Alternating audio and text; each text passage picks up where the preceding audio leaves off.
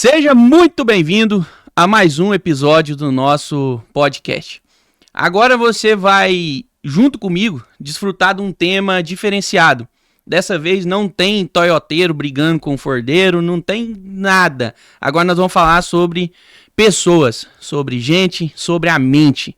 E é isso que move o mundo. E se a gente não tiver aqui, com a nossa unidade de comando bem, não tem como o restante ficar bem. Então, daqui pra frente, nós vamos falar muito sobre a tal da ansiedade, olha só. E agora tem uma convidada especial aqui com nós, Maria Eduarda, estudante aí do último ano de psicologia, olha, tá acabando já, né? Que maravilha. Seja muito bem-vindo. Vamos ter aqui um bate-papo muito interessante, muito legal. E não precisa ficar com vergonha de distribuir seu conhecimento, não. Tá? Vamos lá, vamos conversar. Nós vamos falar sobre pessoas. E eu sei que você é especialista nisso. Tudo bem? Certinho, Lemuel. Bom, primeiramente, bom dia, gente. Meu nome é Maria Eduarda. Como o Lemuel acabou de dizer, eu sou estudante de psicologia do último período, né? Tô no meu último período, no meu último ano, melhor dizendo, da faculdade, quase no último período. E sou estagiária clínica, sou estagiária da clínica Psi pra Vida, né? Tô estagiando nessa clínica já tem mais de um ano. Espero que a gente tenha uma conversa produtiva, proveitosa, né, sobre ansiedade, saúde mental. Muito obrigada pelo convite. Antes de mais nada, muito obrigada pela oportunidade, vai ser incrível. Sem dúvida. Vamos lá, já vou começar aqui te bombardeando com perguntas. Bom, vamos falar do meu ramo, né, que meu ramo ele é um pouco complicado, porque além de eu não trabalhar com um item que gera desejo, né? Porque como eu trabalho com consertar carro, ninguém tem o desejo que o carro quebre, né?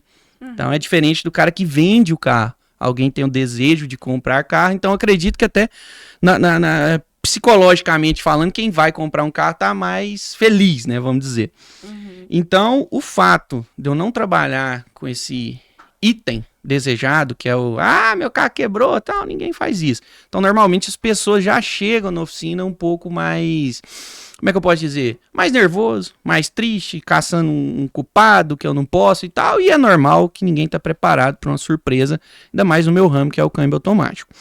Mas, e com isso, acaba trazendo uma pressão, né, uma energia, alguma coisa mais pesada junto, né? Não no sentido espiritual, estamos falando comercial. E isso aí acaba trazendo pra gente uma pressão, para nós prestadores, para mim, para nossos colaboradores. Como que eu vou conseguir separar na minha cabeça a que ponto que trabalhar sobre pressão, né, e pode ser essa pressão às vezes pelo cliente, às vezes a própria pressão do serviço, que é delicado no nosso trabalho, até que ponto que eu consigo separar isso na minha mente e não deixar com que isso vire uma ansiedade, ou já é automático, todo dia ali a mesma coisa, eu ficar uma pessoa ansiosa por esse, a começar desse motivo. Tem como a gente separar? Existe alguma ferramenta pra gente dividir aí a pressão que é normal, mas eu não internalizar isso de alguma forma e de alguma forma adoecer, né? Porque eu acredito que a ansiedade ela leva a doenças físicas, né? Com certeza. Existe uma ferramenta, um caminho, alguma coisa aí pra gente aprender, pra você até ensinar pra gente aqui? Tem sim, com certeza. Bom, eu estagio, né, atendo pela terapia cognitivo-comportamental, que é uma das abordagens da psicologia, né? E a TCC, como a gente diz, ela é a abordagem que tem mais evidência científica, né? A gente trabalha, né, com base científica, a psicologia, ela tem toda uma base científica por trás. E a base da TCC chama-se modelo cognitivo, né, que explica sobre os pensamentos influenciarem nas nossas emoções e as emoções influenciarem nos nossos comportamentos. Ou seja, né, o que a gente pensa vai influenciar no que a gente sente. Olha E só. o que a gente pensa, assim, e o que a gente pensa é a interpretação que a gente tem de nós, a gente tem dos outros, a gente tem do mundo, das situações. Então, a partir dos nossos pensamentos, a gente produz uma interpretação, né, e muitas das vezes distorcida, né, uma interpretação menos realista do que de fato a realidade é. E com isso, a gente vai sentir determinadas emoções. Hoje a gente vai falar mais sobre a ansiedade, né? Sim. Mas a gente pode sentir com determinados pensamentos alegria, medo, raiva. E nessa situação que você me trouxe, né, seus pensamentos, os nossos pensamentos, melhor dizendo, eles são muito rápidos. A gente chama de pensamentos automáticos, né? São pensamentos muito rápidos que muitas das vezes a gente vai primeiro perceber o nosso corpo, que o nosso corpo mudou. A gente começou a sentir o coração mais acelerado, começou a suar, começou a sentir que ficou quente, né? Talvez juntamente com a ansiedade pode coexistir outras emoções, como a raiva, né? Olha só. Normal. E então, a partir de então, né, a partir dos nossos pensamentos, a gente sente. Mas como eu disse, esses pensamentos, eles são muito rápidos. E como que a gente trabalha na psicoterapia?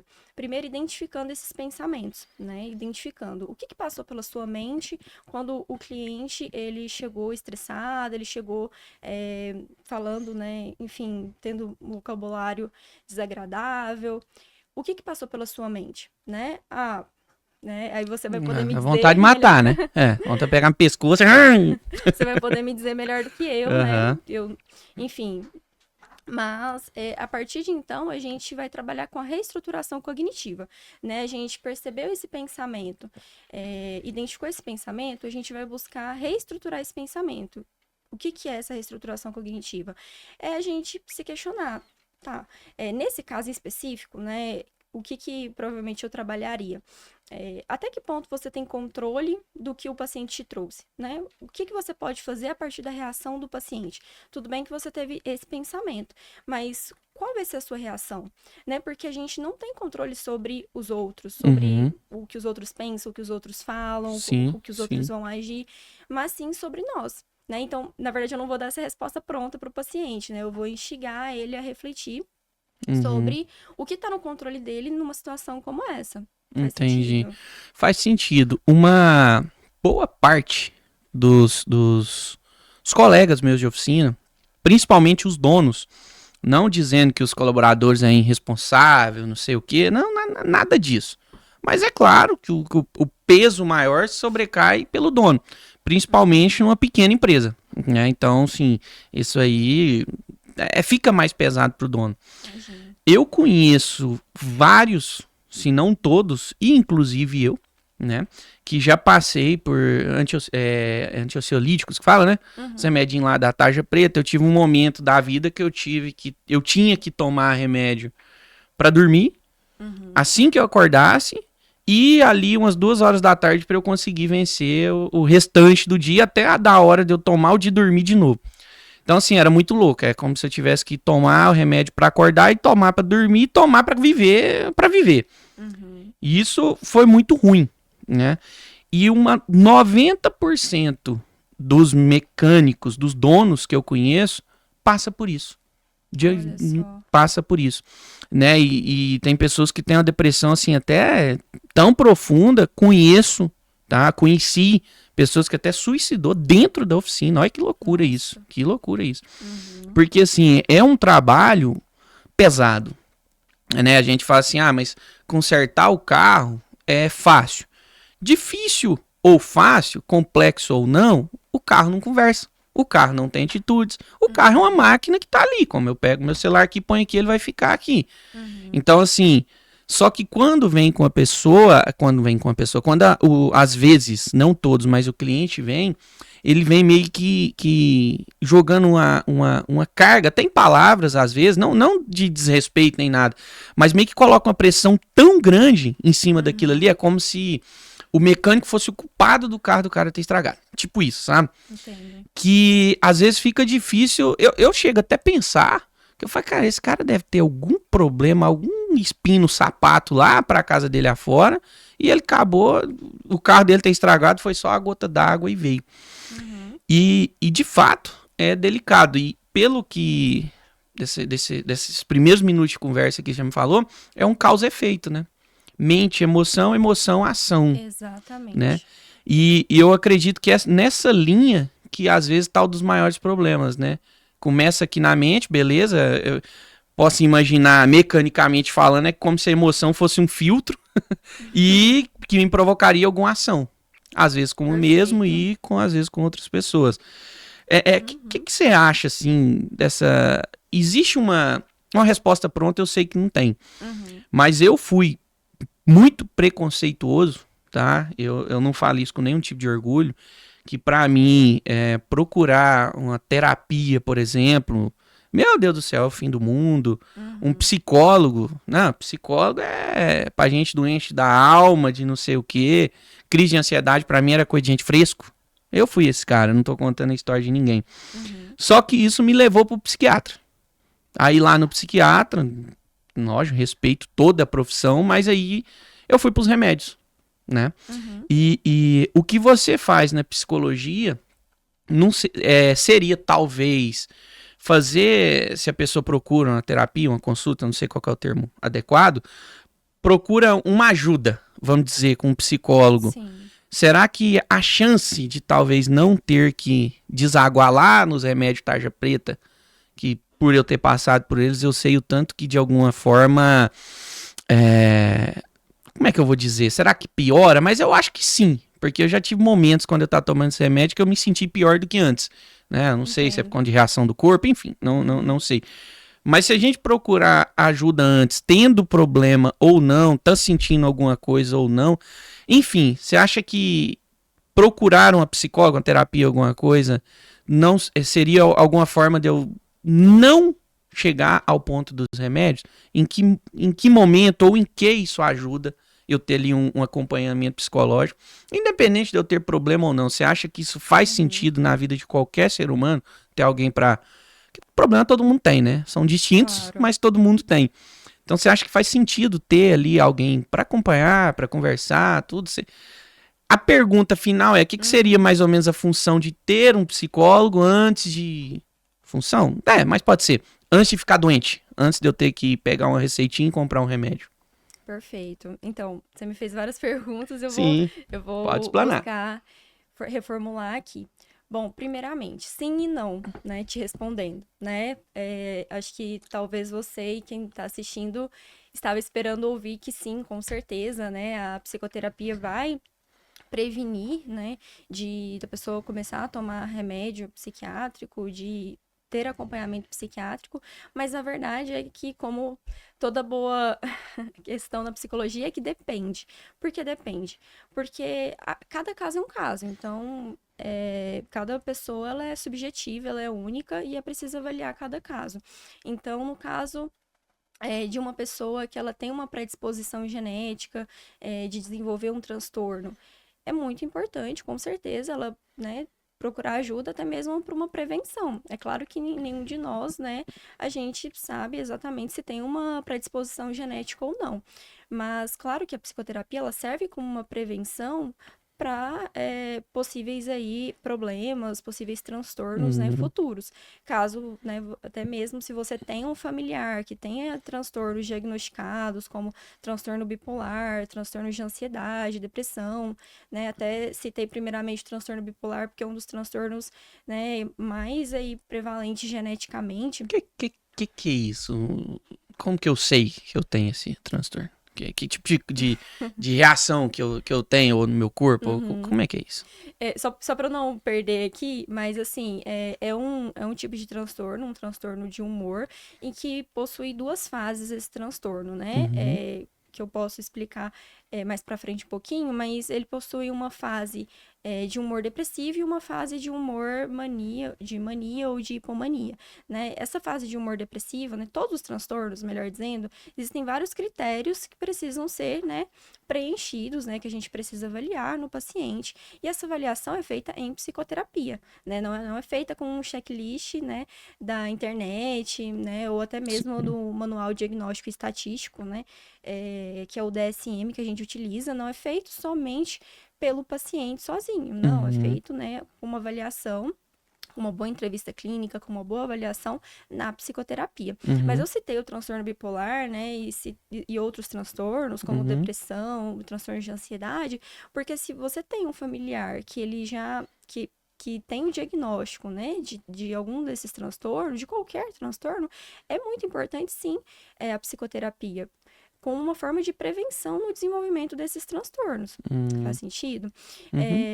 Mas, assim, o transtorno bipolar, só voltando à sua pergunta, é um transtorno onde há duas fases, né? Uma fase de depressão e uma fase de mania ou de hipomania, né? E o paciente, ele ele vive nessas duas fases, uma fase com os critérios, né, de depressão, como falta de prazer, tristeza persistente, crônica, né, desânimo, e dentre outros sintomas que é preciso, né, que o paciente tenha os critérios estabelecidos. E a outra fase é uma fase de mania ou hipomania, que se caracteriza por uma fase aí de alguns dias em que o paciente tem um humor expansivo, eufórico, que está anormal, que está com uma atividade, como eu posso falar, de trabalho aumentada, né, tá aí fora da sua normalidade. Uhum. Dentre outros sintomas, como falta de necessidade de sono, impulsividade, raiva aumentada. Então, há vários critérios, né, que a gente, né, se fizer sentido para você, a gente pode Uhum. falar mais. Uhum. Mas eu citei o transtorno bipolar porque é um transtorno altamente genético, né? Então, se tem um diagnóstico na família do transtorno bipolar, é importante, né, que o paciente ele faça uma avaliação psicológica, né? E essa é uma forma, sim, né, muito eficiente de prevenir esse desenvolvimento do transtorno ao longo da vida, né? Então, sim, então a resposta é sim, previne, né, aí o desenvolvimento de transtornos, previne aí sim a possibilidade do uso da medicação, mas é Uhum. claro que existem transtornos e fases, né, do transtorno, como um transtorno depressivo que está num nível moderado, em um nível alto. É importante a avaliação psiquiátrica, né? A gente Uhum. encaminha para o psiquiatra quando o nível, a intensidade, a frequência, os prejuízos estão muito intensos. A gente encaminha para fazer essa avaliação psiquiátrica, né? Uhum. Então, aí pode ser que o paciente, ele, juntamente a medicação com a psicoterapia, seja mais eficaz do que apenas a psicoterapia. Então, assim, é muito importante, né, a gente falar do tabu que existe das medicações. As Uhum. medicações são extremamente importantes, é claro que vai depender de cada caso. E as medicações, no geral, têm a função de diminuir a intensidade dos sintomas, diminuir a frequência e principalmente a intensidade dos sintomas, consequentemente diminuindo os prejuízos, o sofrimento que o paciente está tendo, né, na sua Uhum. vida. Então, aliada, né, à psicoterapia, é muito importante, pode ser um tratamento mais eficaz do que só a psicoterapia. Entendi. Quero ir com você aqui, lá pra dentro de uma oficina mecânica. Presta atenção. Vou te ensinar a consertar carro, não. Eu conheço questões e acontece até comigo às vezes. Por exemplo, eu tenho um colaborador, um exemplo, que talvez ele seja menos profissional que eu, porque normalmente dentro das oficinas mecânicas, não é a regra geral, mas normalmente tudo começou com o dono sendo mecânico. Aí ele começou, foi desenvolvendo. Então, normalmente o dono, não é a regra, tem uns aí que nunca sabe nem o que é um parafuso e montou a oficina, mas tudo bem, não é o tema. Mas normalmente o dono, quase que um padrão, é o mecânico A. Né? Vamos dizer assim, é o cara que entende. E aí você acha que acontece fatos do próprio cara que sabe, vamos dizer que é o cara que mais sabe dentro da oficina, começar a errar algum tipo de diagnóstico. E de repente até um colaborador que talvez ainda está num processo de especialização para ficar bom naquilo, ele acerta mais do que o próprio cara. Então a pergunta é, você acha que a ansiedade pode levar um profissional a começar a errar até diagnósticos daquilo que o cara faz uma vida, há 30 anos, há 40 anos, há 50 anos, ele faz aquilo. Você acha que pode levar esse profissional a começar a errar diagnósticos sem ele perceber?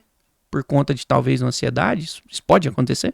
Uhum, com certeza, E né? como é que ele, por exemplo, como é que ele tem esse toque que às vezes no tumulto do dia a dia ali o cara não tem tempo nem de pensar que às vezes ele tá passando ali uma crise. Eu já dei algumas crises daquelas de passar mal, de faltar, aquele trem, mas eu sei que isso começou pequeno, até chegar nesse nível, né? E eu perdi a Exatamente. oportunidade de procurar ajuda lá atrás. Então, por isso que chegou ao ponto de eu dar uns desligão, vamos dizer assim, né? O agravamento, né? Então, a ansiedade, ela pode levar o cara até a errar os diagnósticos do que ele faz uma vida. E como que ele vai perceber que realmente é por conta disso? Ou será que ele vai só levar por, tô ficando velho, não vou, sei lá, tô esquecendo. Uhum, Como é que seria isso na cabeça, vamos dizer assim? perfeito. Então, um dos processos da ansiedade é a famosa preocupação, né? O que é preocupar? como o próprio nome diz, se preocupar, né? Então é quando a gente normalmente são pensamentos negativos sobre o futuro. A gente estabelece um padrão de pensamento negativo sobre algo que vai acontecer e, se acontecer, quais que vão ser as consequências negativas, né? Então, provavelmente, né, nesse exemplo que você trouxe, um dos processos que, de novo, provavelmente está acontecendo é a preocupação. E a ansiedade, né? Vamos aqui voltar ao início da explicação da ansiedade, né? A ansiedade, ela possui componentes cognitivos, componentes físicos e componentes comportamentais. Quais são esses componentes cognitivos? Cognitivos são pensamentos. Então, esses pensamentos podem ser pensamentos de preocupação, pensamentos de catástrofe, né? A gente tem uma distorção cognitiva, como eu disse anteriormente, que é um padrão de pensamento distorcido da realidade, e uma dessas distorções é a famosa catastrofização, que é quando a gente imagina um futuro de uma forma negativa, muitas vezes de uma forma catastrófica, né? Então, por exemplo, vamos supor aqui o exemplo do podcast. Eu tive pensamentos do tipo, eu vou esquecer o que eu vou falar, vai dar tudo errado, né? Vai ser ruim, não vai ser, né, como eu gostaria. São pensamentos de catastrofização. Então, essa é a esfera cognitiva. E só um parênteses. Isso é normal? Parece que o ser humano meio que já é programado para pensar negativo? É como se fosse isso? Não. Exatamente. E aí a gente pode voltar um pouquinho também atrás da explicação da ansiedade, porque a ansiedade, ela tem um desenvolvimento ao longo da evolução humana, né? Na época das cavernas, vamos dizer assim, né? Que a gente estava vivendo nas cavernas, a gente tinha um sistema de alerta, porque a ansiedade é um sistema de alerta, né? Ela nos alerta contra possíveis perigos. Então, o nosso sistema de alerta, ele era muito ativado, porque a gente tinha que ter esse sistema muito bem, né, ativado, funcionando muito bem, para que a gente conseguisse sobreviver, desenvolver a nossa espécie e sair na frente de outras pessoas, perpetuar, né? Essa é a lei do desenvolvimento humano, né? Então, o que acontece? A gente ouvia um barulhinho, a gente tinha que se preocupar, a gente tinha que pensar, é um bicho, é um leão, e a gente tinha que estar pronto para lutar, para fugir, para matar. Olha, né? só. Exatamente. Interessante. Então, ao longo, né, do nosso desenvolvimento, a gente foi construindo, né, a ansiedade, né, juntamente com a gente, né, foi desenvolvendo. Só que hoje a gente está em casa e vem um pensamento negativo, uma catastrofização, mas não está acontecendo nenhum problema real. Concorda? Concordo. Tá tudo na nossa mente, né? Não tá acontecendo um problema real, tá acontecendo um problema imaginado do futuro. Então, essa é a diferença, né? A gente desenvolveu esse sistema de alerta muito bem e foi muito necessário, mas hoje tem alguns momentos que ele não é tão necessário. Né? Então, a nossa mente, ela tá funcionando bem quando ela tá preocupando. A nossa mente, ela tá tendo uma boa função, né? A ansiedade, ela tem uma função, como toda emoção. E, de novo, a função é nos alertar contra possíveis perigos. Mas os possíveis perigos, né, como podcast, não tem nenhum leão aqui na sala, não vai me matar. Tem só o Caio ali, mas ele não morde não. Tá tranquilo. Mas, mesmo assim, é como se fosse uma ameaça, né? E tá tudo na minha mente. Isso explica... Eu não sei se é coach, se é psicólogo, sei lá, gente, vou mexer falar de coaching, sei lá. Mas enfim, não vou falar de coaching não. Mas eu já escutei várias vezes, tipo assim, que sei lá quantos %, que eu não lembro, dos medos que eu tenho, das preocupações que eu tenho, e nunca vai acontecer? Seria tipo isso? Exatamente, nunca vão acontecer. É como se 99% do que a gente pensa nunca vai acontecer. Ixi, os % é 99? É como se fosse 99, Caramba. exatamente. É uma porcentagem muito alta. Então, assim, tentando voltar pro cerne da sua pergunta, porque, querendo ou não, né, a gente vai contextualizando, mas existem, então, esses componentes cognitivos, né, da ansiedade. A ansiedade tem a sua função, tem o seu desenvolvimento, né, ao longo da nossa história, e é muito importante, né? O problema é a gente imaginar algo como se estivesse acontecendo e a ansiedade, ela dispara, né, nesse processo de lutar ou fugir, e não tem a necessidade no momento, né? Então... Tem como prevenir? Tipo assim... A gente falou de prevenção agora há pouco, né? Tipo, prevenir para eu não chegar ao ponto de ter ansiedade, porque só quem já passou por isso e reconhece que passou sabe o tanto que é ruim. Uma pessoa ansiosa é ruim demais, não dorme direito, não acorda direito, não faz nada direito. Existe alguma... sei lá, alguma coisa que previna isso antes de acontecer ou não? Já é meio que a gente já nasceu com uma pitadinha de ansiedade e depende de mim regar isso para crescer ou não. Um pouco por esse caminho mesmo. Como eu disse, todo ser humano desenvolveu a ansiedade ao longo, né, da sua história e a gente é inerente ao ser humano sentir ansiedade, ou seja, a gente só é ser humano porque a gente sente ansiedade, medo, raiva, frustração, e dentre todas as outras emoções. Então, Uhum. as emoções desconfortáveis não tem como ter uma estratégia, uma técnica que vai eliminar as emoções. Não, a gente precisa aprender a lidar melhor com elas. E muitas vezes aceitar que em alguns momentos, em momentos muito importantes, como hoje para mim o podcast é um momento muito importante. E eu Obrigado. sabia. Fiquei feliz agora. Sim. E eu sabia que a ansiedade ela faria parte desse momento. Não tem como eu não querer sentir ansiedade. Eu preciso agir com ansiedade, né? Não tem como em momentos importantes se a gente parar para pensar, a gente vai sentir ansiedade. O nascimento do primeiro filho, a formação, né, o casamento, assim como momentos desafiadores, né? A Uhum. gente vai estar com ansiedade. Então, é muito importante a gente aprender a estar com ela, a fazer apesar dela. E essa é uma das técnicas que a gente utiliza em psicoterapia, que chama exposição gradual. A gente vai expondo o paciente aos poucos, né? A um Uhum. processo, um protocolo na psicoterapia específico, para a gente ir expondo o paciente aos seus medos, às situações que mais aumentam a ansiedade nele. Então, vamos supor que seja falar em público, Uhum. né? Que seja falar para as câmeras. É importante aos poucos ir desenvolvendo ele para essa atividade. Então, vamos supor, começa conversando com as pessoas da sua família, né? Depois você vai começar a conversar com o padeiro na padaria. Depois você vai fazer uma apresentação de trabalho na faculdade, uma apresentação no seu trabalho. Depois participa de um podcast, né? Olha só. Exatamente. Então, a gente vai aos poucos ensinando o paciente a fazer apesar da sua ansiedade. Entende? Olha. Então, a gente precisa viver apesar da ansiedade. Porque a ansiedade ela vai estar presente nos momentos mais importantes, sejam os mais bons, os mais desafiadores, né? E a função na psicoterapia é ajudar o paciente a fazer, não deixar de fazer, porque quando a gente não faz por conta da ansiedade, a gente está paralisando a nossa vida. A gente está deixando de fazer o que é importante, a gente está deixando de fazer ações valorosas e de ter uma vida significativa, que é o Sim, objetivo final da psicoterapia. entendi. E a gente pode desenvolver essas, não sei se eu digo ferramentas ou estratégias da gente mesmo, como por exemplo, quem me conheceu há pouco tempo acha que eu fui um cara que nunca tive vergonha. E eu tinha uma vergonha que você não imagina. Tinha Uhum, vergonha de conversar com os outros. Quando eu comecei a ver que essa questão de internet era o caminho para o comércio, né? uhum. Eu comecei a primeiro colocar fotos do meu trabalho. Punha foto dos carros, escrevia alguma coisa no legenda, Instagram. Até hoje, quem pegar o Instagram da MSI foi lá embaixo, ver as primeiras fotos, que tem 2.000 e tantas publicações, mas lá de trás, primeiro era só foto.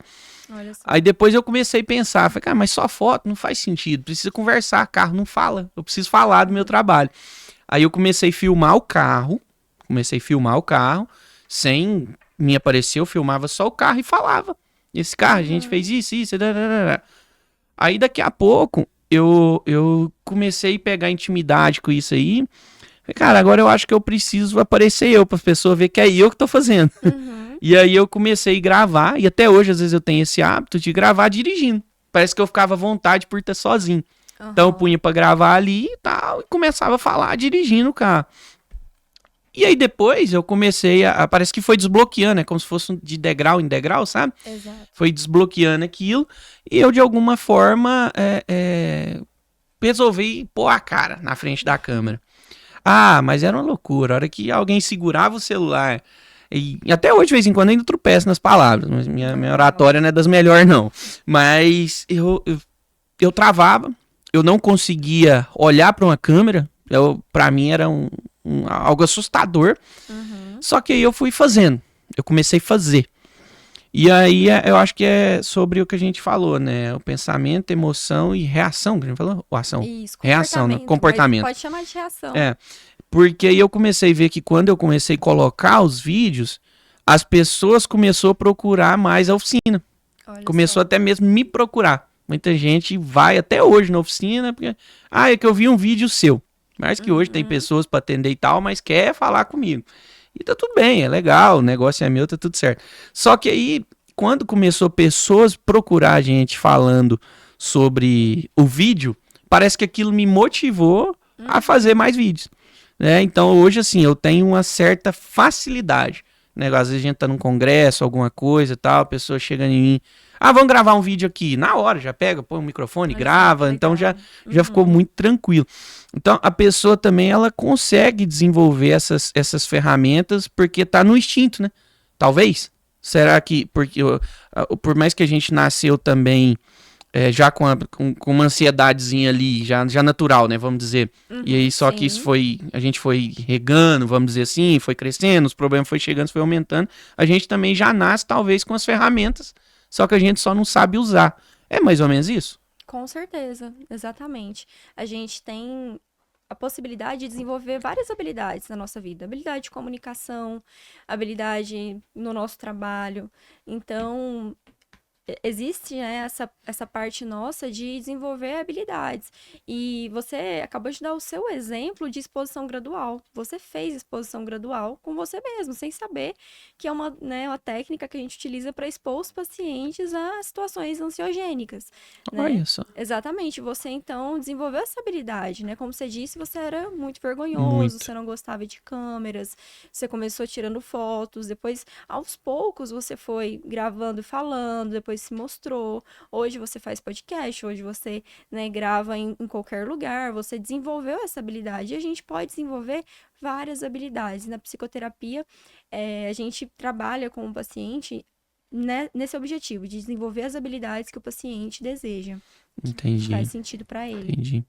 Uma pergunta interessante que vai para todo o comércio. Vamos falar do empresário, do empreendedor. Existe hoje, sim, né, apesar do cenário econômico que a gente está vivendo, mas sim tem empreendedores que tá com a empresa bem, tá fazendo dinheiro, não vou dizer ganhando, mas fazendo dinheiro, tá acontecendo. E mesmo assim, essa pessoa, às vezes, ela tem a cabeça ali a 1 milhão por hora e ela nunca tem paz. Isso seria algo do empreendedor? Por quê? Eu acredito que o direito de empreender é de todo mundo, de toda pessoa. Mas conseguir empreender é para poucos.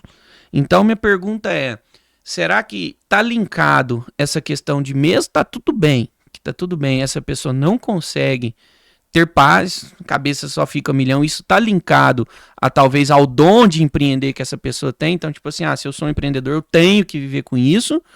Ou não? Uma coisa não tem nada a ver com outra. Um dom de empreender e tal, não tem nada a ver, até mesmo que não é o nosso tema. Mas eu quis fazer essa pergunta exatamente por isso, porque tem pessoas que têm empresa, que tá fazendo dinheiro, tá tocando a vida, as coisas estão acontecendo, mas a cabeça tá sempre a 1 milhão e nunca tem paz. Falta exatamente a paz, como se a todo momento tivesse acontecendo alguma coisa muito ruim. E existe alguma forma da gente explicar por que isso acontece? Sim. A gente volta de novo ao modelo cognitivo, né? Que é a base para a gente explicar sobre a ansiedade. É importante entender o que está passando pela mente desse empreendedor. E não é só na área do empreendedorismo, né? Como você me perguntou.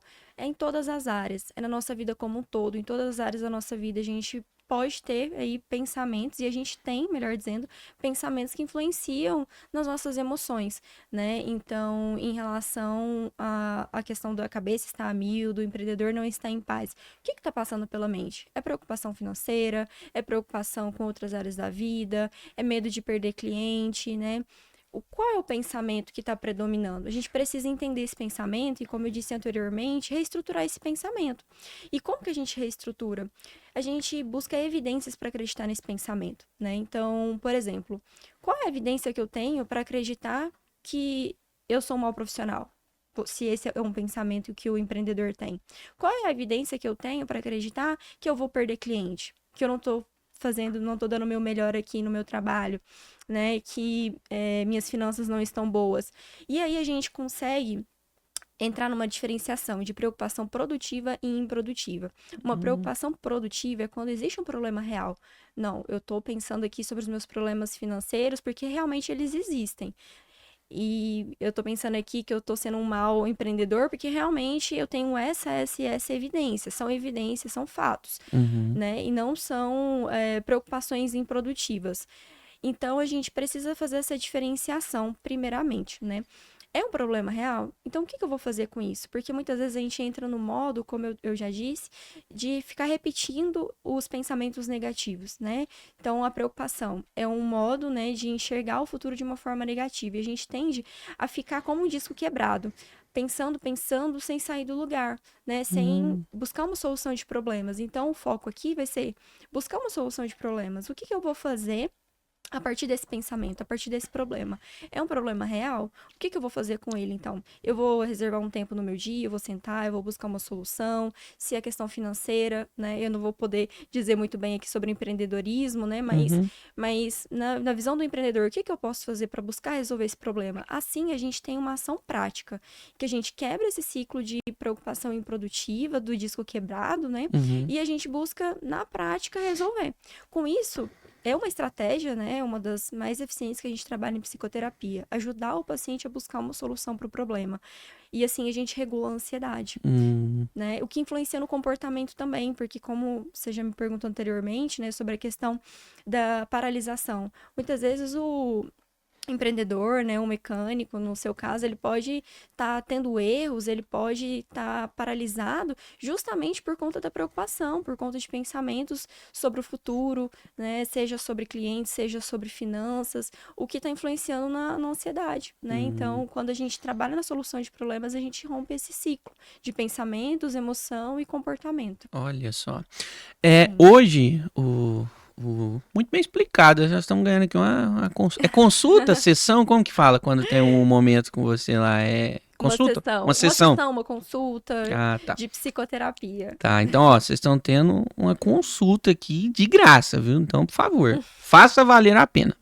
É, Obrigada. o mercado hoje ele tá muito igual, e é muito lindo isso que tá acontecendo no sentido homem e mulher, né? Uhum. Tinha-se no passado, eu lembro que na época do meu pai, a maioria dos donos de negócio eram homens. Hoje a gente já vê que tá muito igual, inclusive eu conheço mulheres empreendedoras que fazem um trabalho muito bacana. Uhum. Hoje, não sei se você já ouviu falar que tem mulheres hoje na operação mecânica, que conserta Sim. carro. Incrível. Aqui em Uberlândia tem uma, inclusive, que é dona de oficina, né? Então, assim, tá muito igual. Mas eu acho que é uma curiosidade, uma pergunta, claro, você é muito profissional, você não vai expor ninguém, mas ansiedade hoje, homem e mulher, existe uma média, tipo assim, 40% de homens têm ansiedade, 60% de mulher, e assim, ou é tudo igual, não muda nada, existe isso, e você consegue explicar um pouquinho se, né, existe explicação para isso, o que é mais consegue, por que o homem normalmente desenvolve mais ansiedade, por A, B ou C, e por Uhum. que mulheres é diferente nesse sentido? Porque no sentido comercial tá igual. Mas e no sentido psicológico? Uhum. Existe essa diferença? Entendi. Alguma diferença, quer dizer? Entendi. Então, eu não vou poder te dar uma resposta baseada em dados, na Ah, claro, ciência, né, claro. Uhum. nos estudos mais atuais. Mas o que é fato é que a mulher, principalmente com a inserção no mercado, como você deu exemplo, né, Uhum. cada vez mais a mulher ela está conciliando o trabalho com várias outras áreas da vida. Claro, Sim. assim como o homem, mas querendo ou não, é importante a gente validar. A mulher aí com todas as áreas da vida que ela acaba muitas vezes se sobrecarregando mais, né? A gente ainda sabe que muitas vezes a mulher se sobrecarrega, infelizmente, né? Ainda mais em casa, se sobrecarrega ainda mais com o cuidado dos filhos. Então, tem essa diferença, né? A gente não pode negar. Claro que tem famílias, né? Que tem uma divisão de tarefas muito bem estabelecida, Sim. mas a gente sabe que ainda a maioria das famílias tem uma divisão em que a mulher é mais sobrecarregada, né? Então, eu não tenho dado para te dar de que as mulheres têm mais prevalência a sentir ansiedade do que os homens, né? Vai depender de cada caso. Depende a ansiedade, né? Ela é uma emoção, como eu já disse, natural, né? Que todos vamos sentir, mas existe um fator genético, existe um fator, uma vulnerabilidade juntamente com um evento estressor. Então, se é estressor para a pessoa falar em público, quando ela for falar em público, ela vai sentir mais ansiedade. Se é estressor para ela andar de avião, ela vai sentir mais ansiedade, né? Então, como eu disse, não tenho esse dado, mas a gente entende na nossa sociedade que ainda as mulheres têm essa sobrecarga maior, mas vai depender de cada caso. Vai depender do caso. Uhum. Interessante. Então, será que a gente poderia, não sei se afirmar, mas tem uma tendência a afirmar que não existe, em momento algum, vamos dizer, essa diferença. Então, tá tudo meio que nivelado. Só que alguém tem mais dificuldade nisso, naquilo, homem nisso, naquilo, mulher nisso, naquilo, mas tá todo mundo sujeito à mesma coisa. Como nós, ser humano, né? A gente até que alguns dizem que tá diferente um do outro, mas eu acho que nós, ser humano, acaba sendo tudo igual, né? Se a gente for pôr numa linha, acaba que é quase tudo a mesma coisa, então. Que bacana. Entendi. Sim, como eu disse, vai depender das vulnerabilidades da pessoa, né? Então, muitas vezes a gente não sabe se eu ou você tem um fator genético maior para o desenvolvimento de ansiedade ou de determinados transtornos mentais, né? Mas é subjetivo, né? Entendi. É subjetivo. Vai depender aí do contexto da vida da pessoa, das vulnerabilidades, da história de vida que a pessoa teve, né? É muito importante também levar em consideração a história de vida, né? Sim. As situações que Criação, desencadearam. aquela coisa e tal. Sim, que desencadearam, né, o que ela é hoje, porque nós somos, né, a nossa história, Sim. né? A gente é 90% aí a nossa criação, o que a gente é hoje, né? Então também é muito importante levar em consideração. Olha só que legal. Vou te levar lá pra dentro da oficina de novo. Uhum. Tem donos de oficina que acham que é o super-herói. Eu aguento tudo, eu faço tudo, eu sou... Uau! Sou o Batman daqui. Bom, será que essa pessoa, ela tá mais fácil de quebrar? Ou seria exatamente essa pessoa que tá mais fácil ou mais tendenciosa a quebrar emocionalmente? O cara que, eu sou o super-homem, eu aguento tudo. Essa pessoa, ela tá mais propícia a quebrar emocionalmente? Provavelmente, né? Dar conta de tudo, ninguém dá. A gente precisa priorizar o que é prioridade em cada momento, em cada dia, né? E o que que é isso, né? O que que é priorizar o que é prioridade? É você, em cada momento, ter clareza do que agora é inegociável para mim, né? O que eu posso delegar para outra pessoa fazer? O que eu posso deixar para mais tarde? O que eu posso não fazer, né? Então, querer dar conta de tudo é um dos sintomas, inclusive, de ansiedade, né? Necessidade de controle. Eu acabei não falando sobre os componentes físicos, né? Mas a taquicardia, sudorese, a necessidade de controle, de querer ter certeza, de dar conta de tudo. Existem vários sintomas, né? E aí, de novo, a gente entra aí na particularidade de cada ser humano, vai depender de cada pessoa, sintomas mais prevalentes, mas esses são os mais comuns de ansiedade, né? A agitação, a tensão física, mental. Então, o ponto é, ninguém dá conta de tudo. É importante a organização, o planejamento, priorizar o que é prioridade, mas dar conta de tudo, todos os dias, ninguém dá. Então, essa pessoa, com certeza, ela tá mais suscetível a sobrecarregar e tendo a genética, tendo uma vulnerabilidade, ser mais ansiosa, ela tem aí uma tendência maior de sentir de forma mais intensa, mais frequente e causando prejuízos na vida dela, a ansiedade, né? Então, o que diferencia a ansiedade normal e a ansiedade patológica, né? Como a gente falou sobre a ansiedade normal, é justamente a intensidade, a frequência e os prejuízos, o sofrimento que está causando no dia a dia, nos momentos da pessoa, né? E é o que vai diferenciar também uma ansiedade normal de uma possível ansiedade de transtorno. Olha só, Nossa, é uma aula, né? Uma aula, uma consulta. Fico feliz. Muito bom mesmo. Esse bate-papo nosso aqui poderia durar horas e horas. Se fosse um negócio ao vivo, então, para responder pergunta, nós ficava o dia inteiro, né? Que é um tema muito interessante. Eu sou suspeita. Tô amando nichar meu perfil, né? Meus estudos para ansiedade. Entendi. Mas uma das últimas perguntas que eu quero te fazer, que eu acho que um tema que ele pode até querer mais um tempo. Qual que é o sinal mais... Como é que eu posso dizer? O sinal mais perigoso da ansiedade que a pessoa encara aquilo ali, achando que é só uma fase ruim. Só que, na verdade, isso já é ansiedade. Só que a pessoa, agora há pouco a gente falou sobre achar, né? Sobre a gente pensar, parece que a gente já ser programado para pensar negativamente, Sim. né? Então, só que o comércio, ele é cheio de altos e baixos, né? Todo ramo, ele agora eu que vou te dar aula. Ele não tem Imagino. queria ter uma escala que fosse assim, mas todo ramo é assim. Às vezes você pega meses de baixa e depois sobe um pouquinho e vira aquele negócio. Então, meio que já fica uma ansiedade natural ali. Mas qual que é um sinal perigoso? Isso é para quase que fechar com chave de ouro, porque eu vivo isso com os meus colegas de oficina. Eu sei de perto que eu tô te falando. Tem muita gente dentro de oficina doente. Infelizmente, tem clientes que não respeita o mecânico, não respeita o reparador ali como gente, como ser humano. Outro dia a gente até gravou aqui um podcast e teve um tema muito legal e até um pouco diferente que a gente até levou um pouco pro lado religioso, sabe? Foi muito bacana, foi um episódio muito legal. E aí teve um cidadão que foi lá no vídeo e comentou, falou assim, agora até mecânico tem mimimi, né, e acaba sendo uma ofensa, né, porque mecânico é gente, né, a gente chora, a gente ri, a gente tem nossas emoções e eu acho que deveria se ser respeitado como tal, como qualquer outro ser humano, mas infelizmente ainda existe, tem gente que acha que mecânico é máquina, né. E fica a dica pra você, mecânico não é máquina, é gente. Mecânico precisa de tempo, precisa de espaço, e porque a cabeça se não tiver no lugar. Mas enfim, existe um sinal muito perigoso, porque, não sei se eu tô certo ou errado, mas eu acho que a ansiedade, dependendo do grau que ela tiver, ela pode levar até a morte, né? Porque eu já senti crises que eu achei que eu ia morrer, literalmente.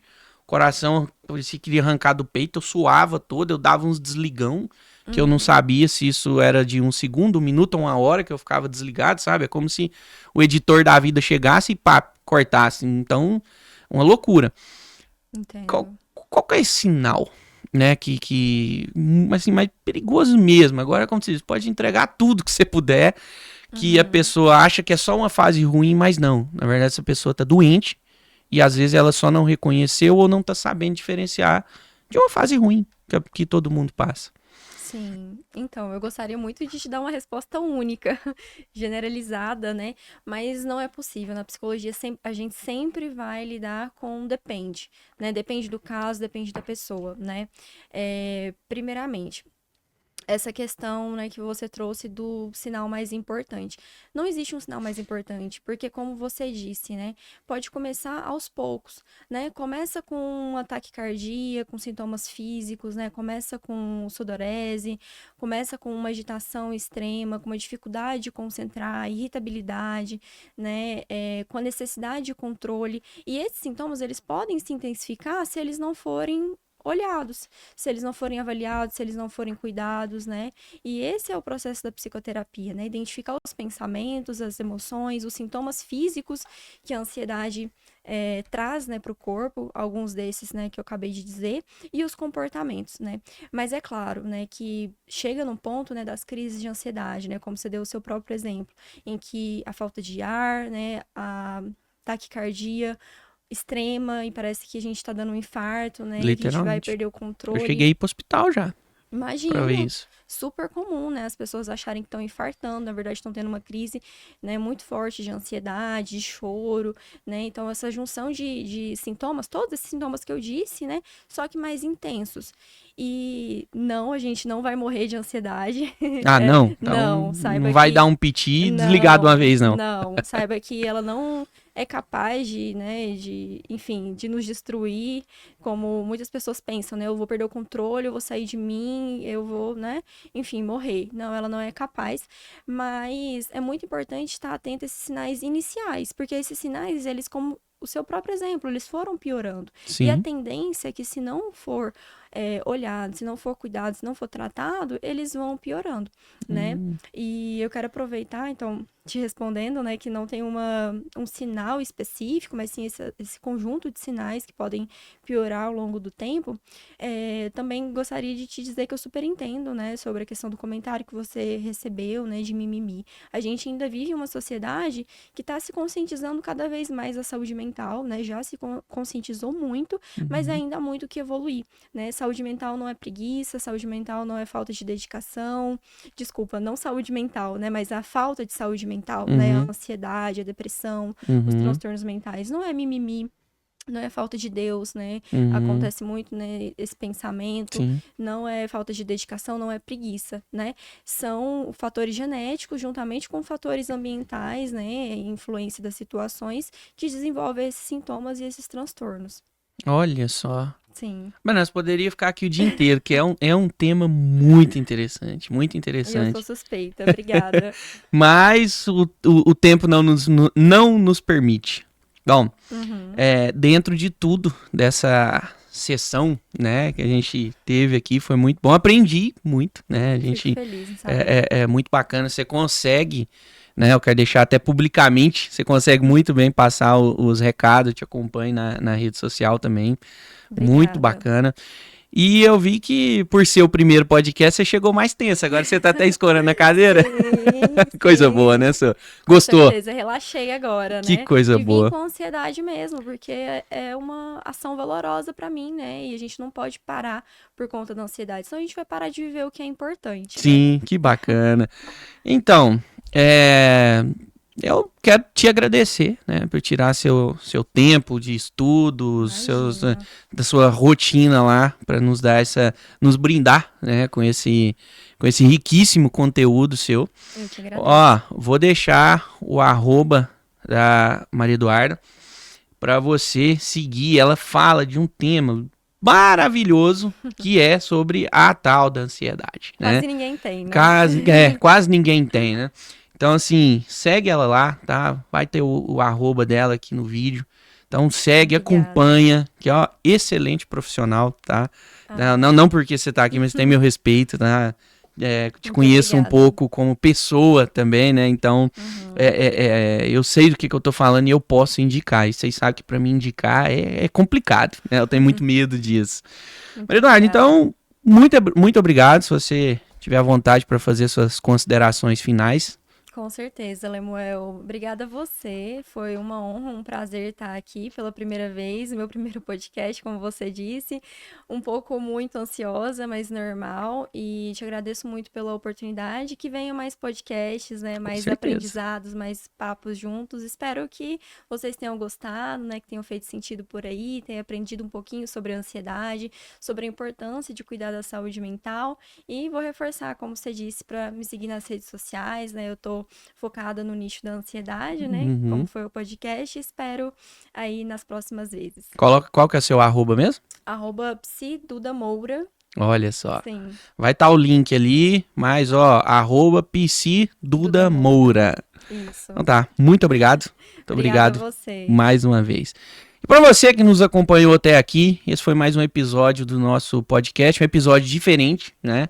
Sem falar de carro, sem falar de óleo, sem falar de nada, nós falamos sobre gente. E é gente que move o mundo. Fica aqui meu muito obrigado e até o próximo episódio. Tchau!